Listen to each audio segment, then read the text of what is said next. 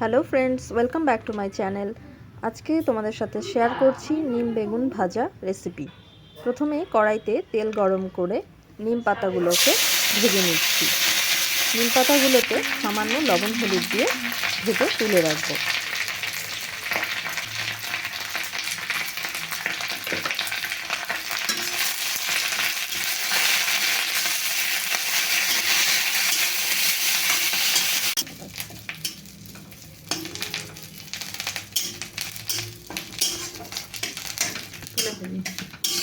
দেখাই সেটা।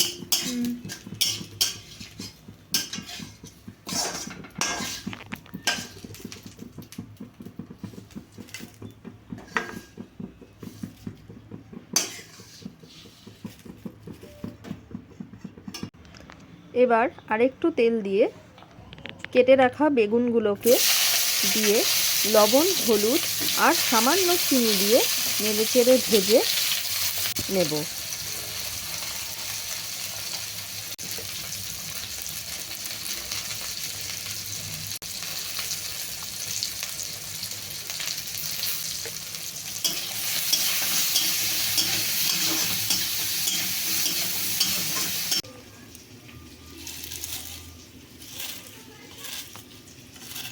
বেগুনগুলো ভাজা হতে হতে ভেজে রাখা নিম পাতাগুলোকে হাত দিয়ে ভেঙে নেব। নিম পাতাগুলো ভাঙার সময় কিন্তু একটা শব্দ হবে, যেটা তোমরা শুনতে পাচ্ছ।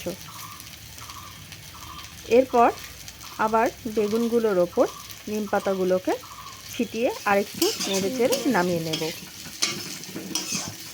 গরম ভাতের সাথে এই নিম বেগুন ভাজা কিন্তু খেতে বেশ ভালো লাগে। তার পাশাপাশি এটা কিন্তু একটা স্বাস্থ্যকর রেসিপিও।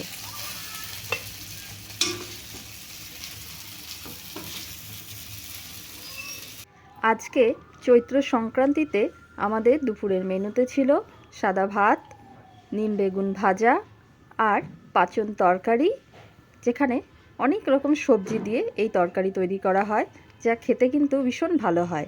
তার সাথে আম দিয়ে টক ডাল আর আমের চাটনি।